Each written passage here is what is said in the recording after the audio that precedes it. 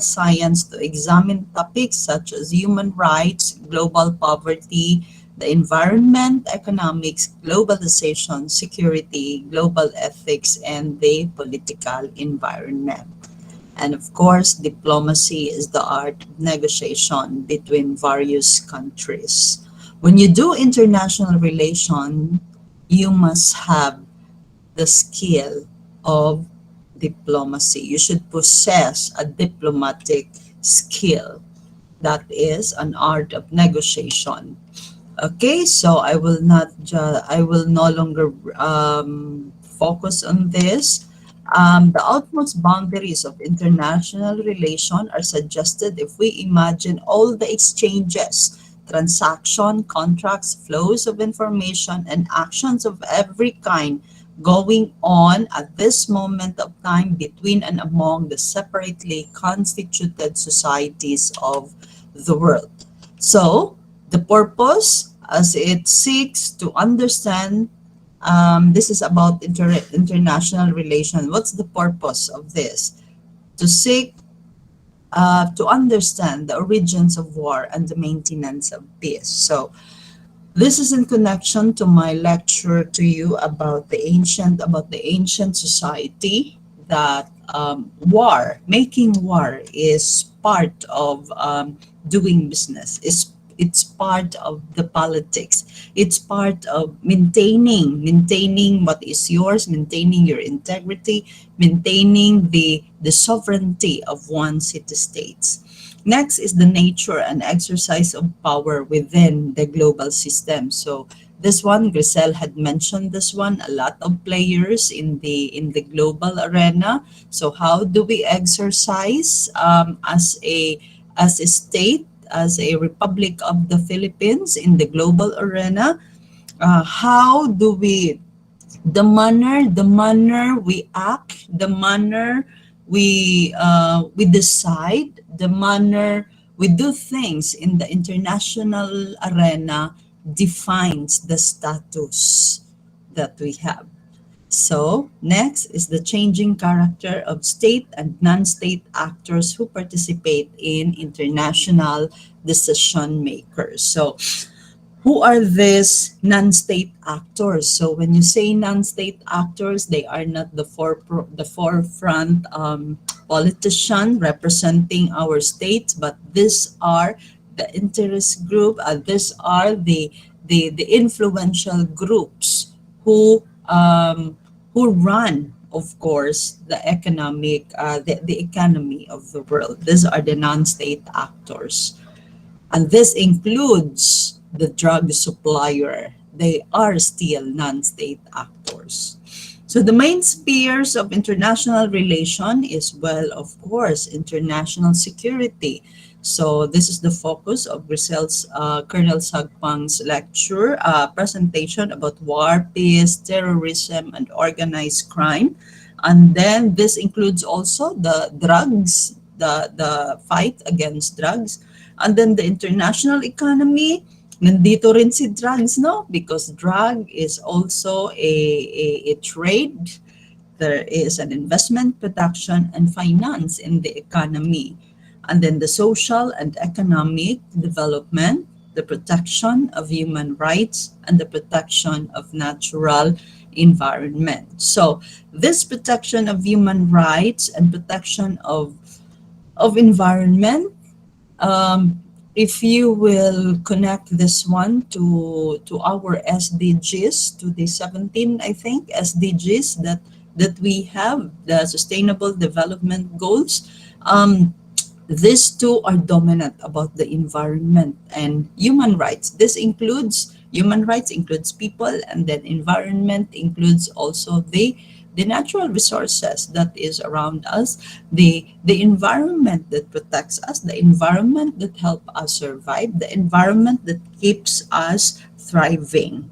So the rest about security and economy is silent in the SDG if you're trying to connect that. Next is the sphere of international relations include four sets of relations. So Grisel already presented this one. We have the bilateral, we have the among states. So relations between states, so we have treaties, war, alliances, diplomacy. So regardless of whatever regional grouping or ano bang states na meron tayong past or whatever states that we have transaction. So that is relationship between states regardless of boundaries.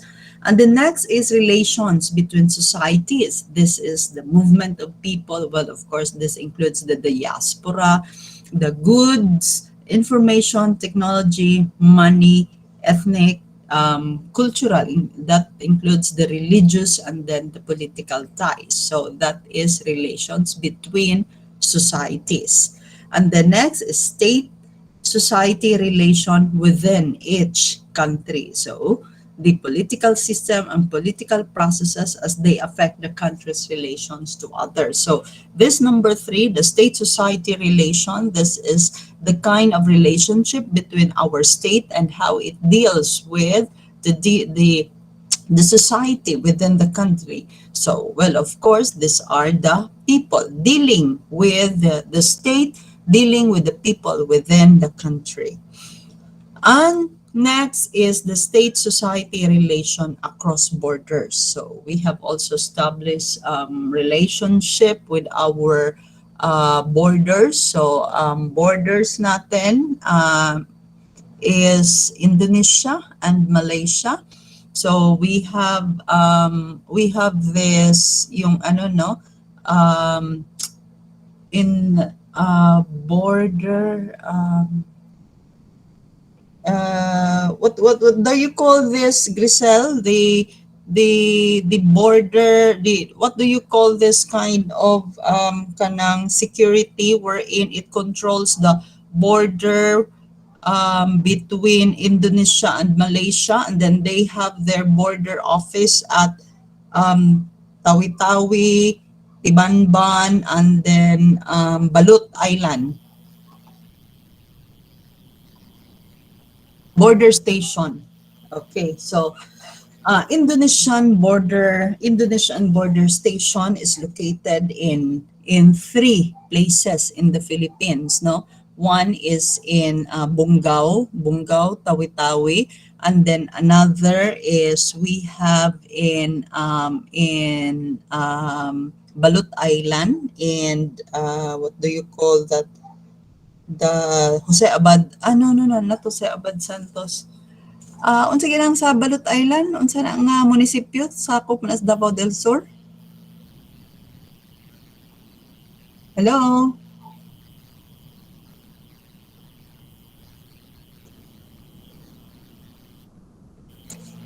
Hello?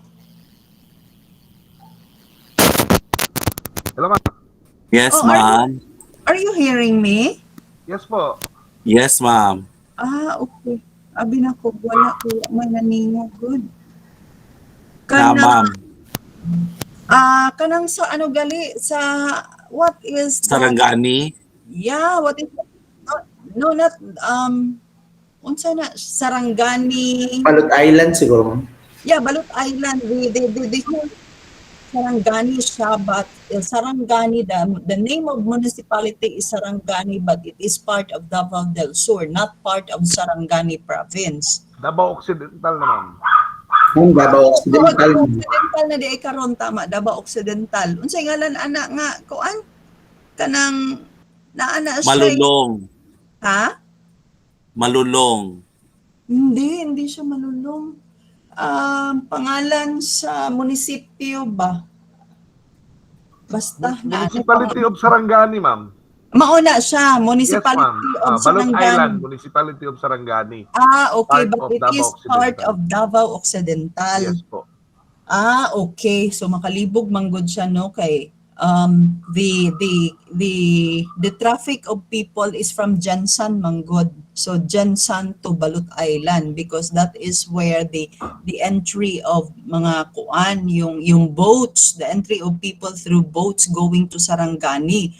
but geographically that area is part of Davao Occidental, previously part of Davao del Sur before the creation of Davao Occidental. So we have an Indonesian border station there, and then in Tibanban, Tibanban is in saglit ng Tibanban, Davao diri Oriental, ma'am. Davao. Govgen, ma'am. Yeah, GovGen, Governor Generoso. Okay, so sa GovGen. So, yun yung mga natin, no, mga border stations sa Indonesia ng Indonesian station. Tayo din naman sa Philippines, we have also Philippine border station. What I've known is in Miangas Island. Miangas Island is the nearest island of Indonesia that is nearest to the Philippines. The Miangas Island. So we have border station there, and then those military personnel who are assigned there are the navies, yung mga nasa Philippine Navy natin. And then we have also those Indonesian Navy pod, sila pod yung assigned sa Indonesian border crossing station in the Philippines. So why we've known that? Because we have lots of students from Indonesian Navy na students ng MPA na Master of Public Administration. Okay.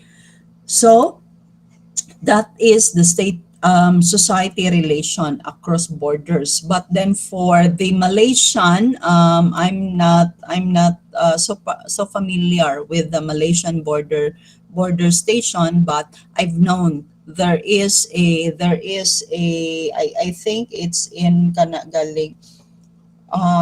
What is that island, Grisel, sa Tawi-Tawi na the people are Jamamapon? Basta island na siya sa island na siya sa province of Tawi-Tawi. So Tawi-Tawi is a province composed of many small and tiny municipalities. Okay, so that is between borders. So the value of international relations in a globalized society. So it promotes successful trade policies between nations, encourages travel related to business, tourism, migration, providing people with opportunities, of course, to enhance their lives. That is why we have so many OFW, so many medical and paramedical mga professionals who are migrating in Western countries, and then it allows nations to cooperate with one another, pool resources, exchange resources, share resources, and of course share and exchange information as a way to face global issues that go beyond any particular country or region. So that is the reason why we have regional groups among countries. That is, well, of course, to protect the neighborhood, and then among themselves. Muna nga kita magbinuotan gyud ta sa atong silingan, kay whatever will happen to us, ang silingan ra bagid nato ang una makabalo, di ra bagid ang atong mga parente nga naa sa laing lugar. So that is the essence of neighborhood, even in countries. And then as a way to face beyond the particular region, and then contemporary global issues includes, well, of course, pandemics, terrorism, and the environment. Okay, so international relations advances human culture through cultural exchanges, diplomacy, and policy development. So Grisel have also discussed about policy development and diplomacy. And the practice of international relation is valuable in a wide array of settings. So humanitarian organization, government agencies, international corporations, media outlet, intergovernmental organization, international communication, research centers, or may mga think tanks, and this include exchanges of students from universities, mga scholarship. So yun yung mga mga values, exchanges of culture, exchanges of knowledge, exchanges of technology. So I will be presenting now the state behavior. So the system, how the international system affects the behavior of a nation state. So I have already discussed unto you the difference between a country and a state. And the difference between a state and a nation is that when we say nation, it's cultural by nature. Okay, so Philippines is a one nation, one state country. Arab country is a one nation, many state country. America is a one state, many nation country. Why many nation? Because the different states in America possesses different kinds of culture. So when you say nation, the technical definition of nation is about culture. It's about a group of people. So Arab countries is one nation because they possess their commonality is they adhere to the principles of Islam and they call themselves Arab, and that is cultural in nature. However, there are so many states within that Arab nation.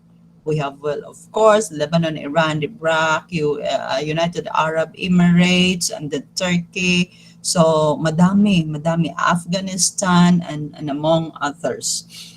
So organizations, how organization within a state influence the state's foreign policy, and then how individual views the leaders of state as being the largest influencers of foreign policy. So these are both the state and non-state actors. So I will no longer dwell on the theories of international relation. No, so I will just present to you this one. Wait. Okay, so imagine two tribes trading or fighting with each other. The elves, we will say the elves in the anong movie ito? Lord of the Rings. Okay. Diba the elves are the elite? Physically, they are those beautiful, and then in terms of power, they possess the highest power. Kasi si Gandalf, elves din si Gandalf eh. Si Legolas, elves din si Legolas eh. Okay. And then the dwarfs. The dwarfs, they are those oppressed countries in the Lord of the Rings na movie. So both of them fight each other, and at the same time, both of them trade each other. So, kumbaga, even if that country is your enemy, you still have to trade because they have resources, they have commodities that you wanted it very much. Okay? Next is, dapat naka-ano to eh, naka-animate to. Kaya nawala ko sa ako ang ano. Unsa gali to magikuan ang animation ni mo, Grisel? Unsa gali to? Unsa gali to, Kevin? Entire screen daw. Entire screen.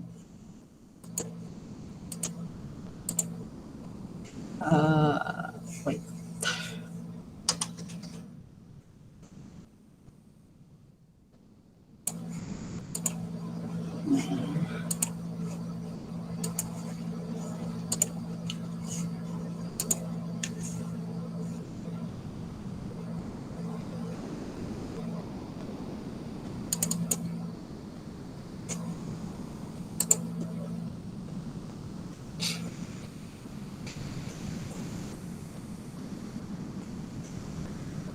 Dayon, asan ako?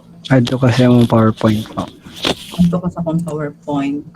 Tapos i-share na niyo mo F5. Okay ka na. Sige daw, try. Okay.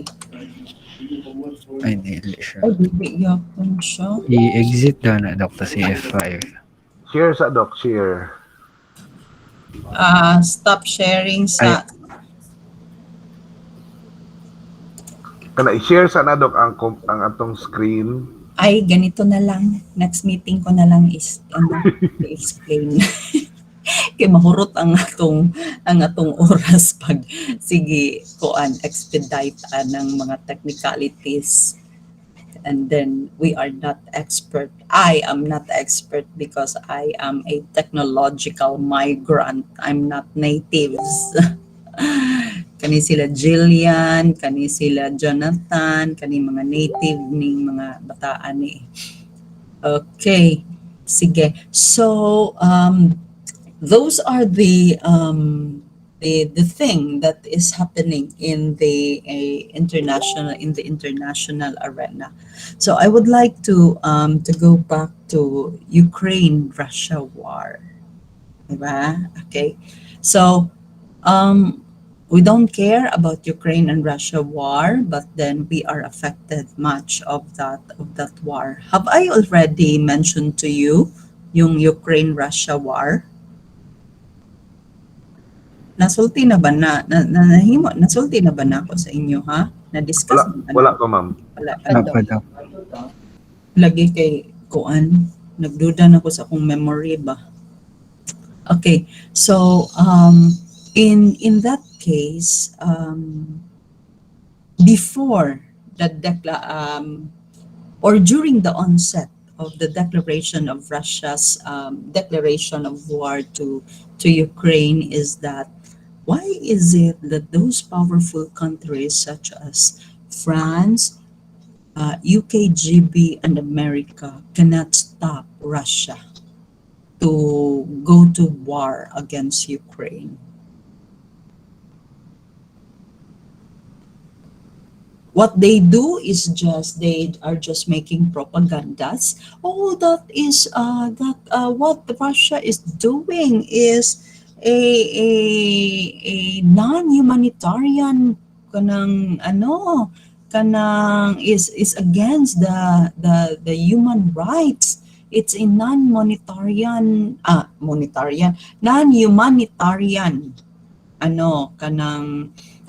effort.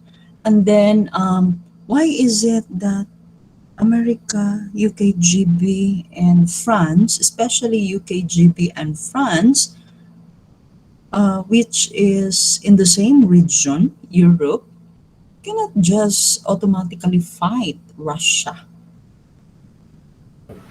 Ako'y nabasahan, anak. Ako'y nabasahan ko.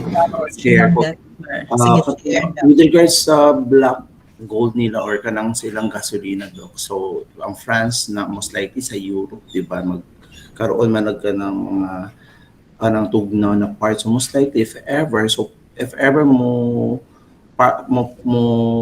collaborate sila sa Ukraine, most likely, dili sa matagaan o supply sa oil for them to help themselves sa ang France para sa kung if ever na magkanang tigtugnaw na mata ko nabasahan. Okay, yeah. It could be. That is just part of the situation. Yeah. I believe. But then the real situation is that during World War II, after around 1945, after the death of Hitler and Benito Mussolini, and then of course after Japan bent its knees to America after the bombing of Hiroshima and Nagasaki, Hideki-2 bent its knees to America. So eventually, the tripartite agreement between the Rome-Berlin-Tokyo axis was destabilized, and then Adolf Hitler was killed. Adolf Hitler, I think, is mura og kanang naghikog And then Benito Mussolini of Italy was stoned to death, and then Hideki bent its knees to America. That's the very reason that during there are after World War II, 1950s, 60s, 70s, and even the 80s, no, part of that very early 80s or 70s, 50s, 60s, and 70s, Japan was isolated in the international arena.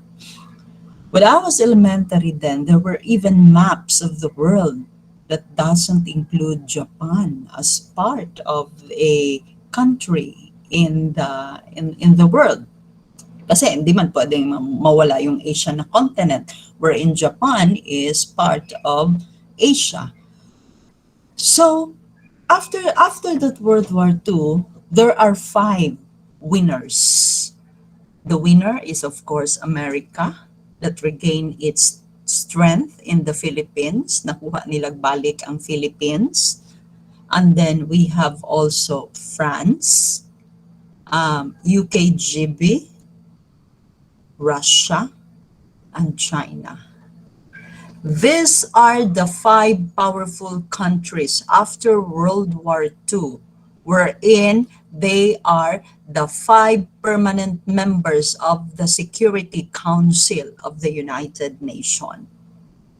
And these 5 countries cannot, they have this conflict negotiation immunity. When we say conflict negotiation immunity, they can declare wars to any countries whom they wanted. Now, why is it America? Although France, we understand that France and Great Britain are anxious about that war because it's within the region. Now, what will happen to the economy, to the European economy? They are anxious of that because it's within the region. But then America is far. America, it has to cross the North Atlantic Ocean. Why? They cannot just declare war, or they cannot just say, you stop the war, or if not, this will happen to you. There was no statements like that.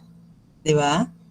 It's because if America, UKGB, and France will say to Russia that you cannot declare war to Ukraine, it is the same thing that America will be forbidden to declare war to Arab countries. Prior to that, after the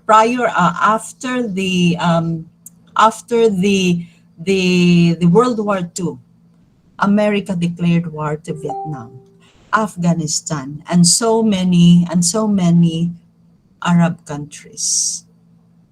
So it's just like saying that America cannot declare war to Palestine in order to protect its very precious Israel. So it's just like saying that okay, I am Russia, I will stop war, I will waive my my conflict resolution immunity, and then you will the 3 of you will just do the same. Among the 5, 2 are communists, Russia and China. And have you noticed China is very silent during that time, and yet they are supporting Russia?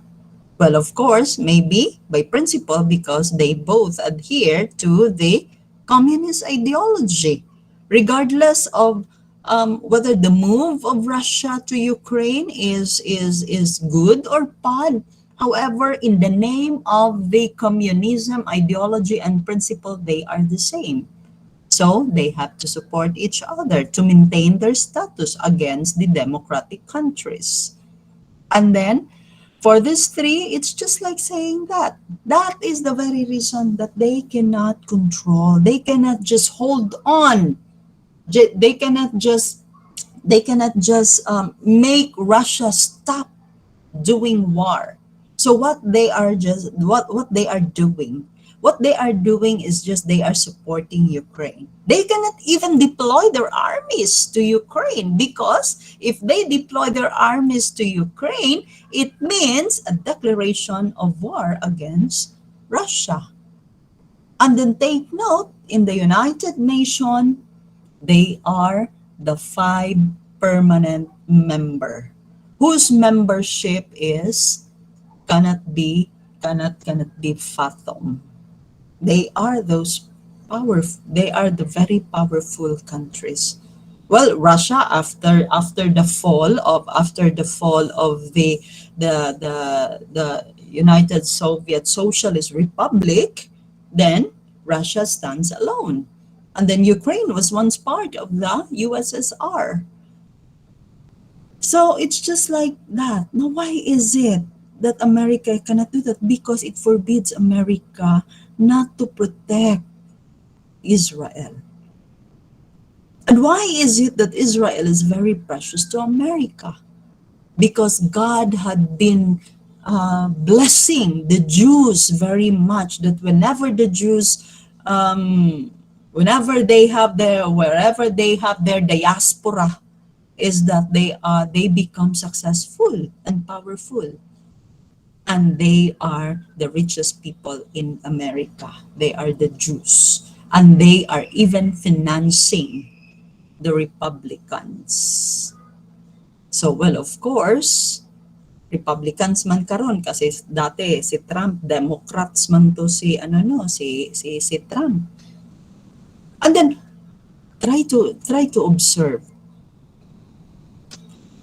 Israel had only regained their personality or their existence only after World War II. So, well, there are also biblical mga explanation towards yung what had happened to Israel. We will just focus on the few people who controls the world's economy, and they are those people dwelling in those that they are the non-state actors who are very influential in making decisions of the state. May mga memes pagali, no, nga unsa ang mga weapons sa Palestine, and then how sophisticated are the weapons of Israel. And then tingnan mo, saan kumukuha si Israel? It comes from America. So they have that kind of game. They have that kind of mga sistema that we cannot see, but it is happening. So if America will say, or Ukraine or France or UKGB, they will head on with Russia to stop fighting with Ukraine. Now the same thing will happen, that if there are things will happen, these three democratic powerful countries, permanent member of the national security in the United Nations, cannot also declare war to any countries whom they desire, whom they wanted to smash on. So yun, wala sila talagang magawa, because they have to protect their interests as well. They have to protect also their future and the possibilities that will be coming on them. Another thing is that why it is just easy for them to strike and declare war with small countries. Diba? Kumbaga, think of the other side of the coin. If you are Putin, why is it that they are forbidding me to to get Ukraine. Ukraine was once part of the USSR. Nga wagay ko ng hilabot na si Amerika gali gasigig panggera didto sa Arab countries. Now, you understand why the Arab countries is supporting Putin.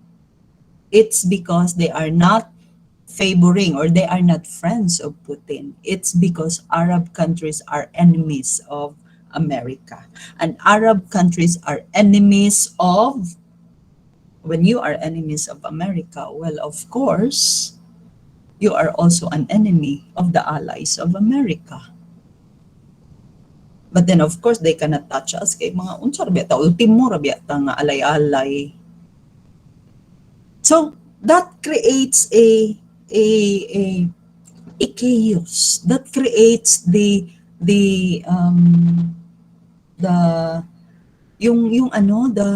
fall of the economy of the small states. Kaya yun, Dexter, isa na lang din yun. That France is, sabi ni France, at first si France, persistent masyado si France, no? I will even use my sophisticated nga mga munitions and ammunitions. That is only if they will be affected by the war. Tangibly. Kanag yung personal nga naka-affect yun ang war, that's the time they can fight. Pero wala man naabot sa ilaha, indirect man ang effect ng war ng Russia at saka Ukraine to both France and UKGB. Thus, it causes the developing countries such as the Philippines to struggle much in terms of oil prices. So, yun yung mga political dynamics, the game theory of the powerful ones in the international arena. Well, anyway, I hope that those things meron kayong at least makuha doon. May mga literatures diyan. May mga interviews for those people na nasa United Nations in the human rights division, about relations with other countries. Merong mga literatures na ganyan. Hindi lang siya masyadong widely known. Okay, so any questions? How about tung kuandok? Napo ko nabasahan regarding sa katong mga nang isa pod na mag-worry po ang US daw sa Russia. It's because if ever daw makipag-fight daw ang US sa Russia, pwede or something makipag-alay siya sa Ukraine, probably po daw ang dollar reserve imoon siya i-collapse guys siya na kay, of course ang US daw karon is kulang daw sila og gold. Then somehow ang Russia pwede na daw ibaya daw nila ang gold kana when it comes sa trade and kuan sa economic, sa international economic na trading. I don't know kung kuan meron ding mga ganyang mga storya, but we really do not know even the funds that we have, the gold, the Philippine gold reserves in the Swiss bank under the name of Marcos. So baga na ila ng mga tao ba nga, uy magbungbong Marcos mo kay naay dako nga gold reserve dayon dili i-release sa Swiss bank kung dili mo presidente si Bongbong. So yun, nadala ang mga tao. Well, anyway, we have also that kind of mga mga thoughts. Even sino ba yung US president na he was asked kung sino yung pinakamayaman na country in terms of gold reserve, and then he explicitly mentioned it's the Philippines. So Saan ba galing yung mga golds natin? Now, take note when before China established its power, Japan is already powerful. Japan had already established its armies. Even Manchuria, wherein that is the place of the last empress, yung last empress was attacked by Japan. And then yung mga Yamashita na mga treasures, there was no traces of Japanese culture towards those Yamashita gold. And then when Japan occupied the Philippines, they brought with them the treasures, the plunder that they've got from other countries, the gold reserves from other countries. So yun yung mga theory. And then, well, of course, Ferdinand Marcos was able also to get all those golds. So yun yung kasi I have read a book concerning about a commentary lang noon to about the Yamashita treasures. Wala may cultural bearing sa Japan nga kadto nga mga images na agyud sa ilaha. Gikan man tog mga Cambodia nga mga culture, mga China, kasagara gyud Chinese culture kay mga Buddha gyud baya to. So yung mga gold bars and well, anyway, we do not know unless we have that kanang murag ko mga press release, but then, well, of course, not all press release, not all what is being said by the media, tuuhan na to. No. We need to filter what is the truth. We need to discern what is the truth. Unsay dula. Grisel knows that because yun yung gawa ng mga ng organization nila. Diba? They are filtering information. Well, of course, because they are protecting something. It could be the security of the people, the national integrity, or the sovereignty of the country. So, yun yung mga mga issue. But then yun lang ang at least all those things may have bearing in everything that you have learned. At least you have that idea on how those actors are playing in the international arena as part of the in the exercise of political economy. Okay? So next meeting ko na i-lecture padayon tong mga mga city states nga mga relationships. Gamay naman lang noon to. Okay?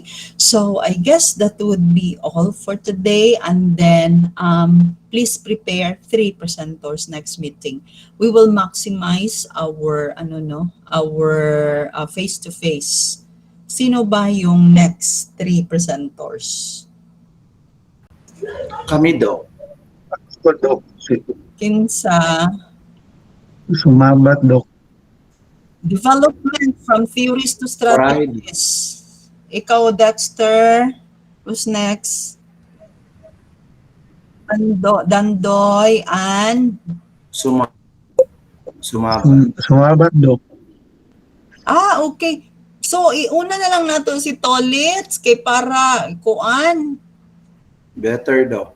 No, ano man Tolitz, kanang gusto ka ikaw unahon kay para swak sa banga, pasok sa banga nga or wala ka next meeting. Okay raman, Dok. Okay ra, Dok. Na ako, Dok. Ana ka. Okay. Mm. Ana na lang kay para di na ka maghuna-huna ba nga kuan wala na siya concern sa imo, so pwede na ka mo absent kung kuan apiki ang kuan. Apiki ang panapi sa ticket. Mahal ra ba kang ticket oy? Hasta pong kapuya magkuan. Makadaginot ka, magbarko ka. So agi kag Cagayan, biyahe na pod ka pa Davao, ay kakapoy idara na bayata di na ta ka sugakod og ingon ana nga biyahe. Anyway, sige, who's your group mate ulit?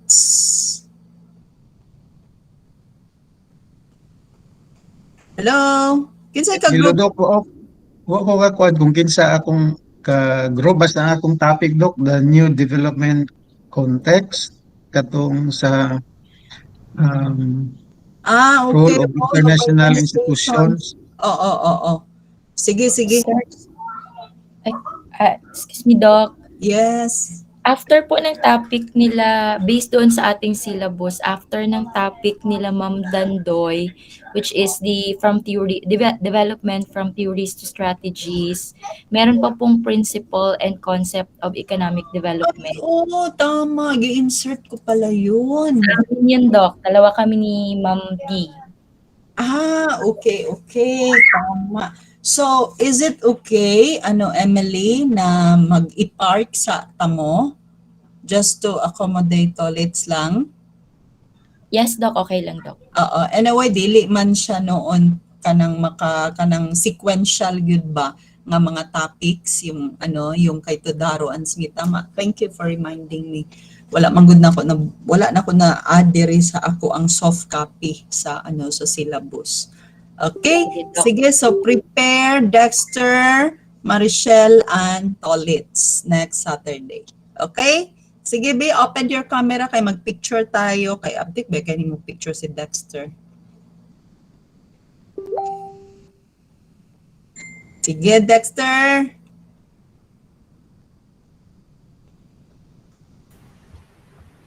Hala, ako na noy wala nag-on. Uy, noon sa manay traitor. Okay, 1, 2. Okay. Usab ha, 1, 2, 3. Okay. Okay, salamat. 2, 4, 6, 8, 10. Sinong absent? 12 man kayo. Of 13. Si Kevin, Doc, nawala. 9, 10.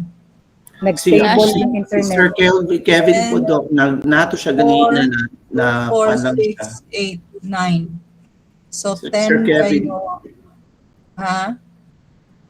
Si Sir Kevin Ayan. na nag-join siya. Ayan. Nag-join na po siya.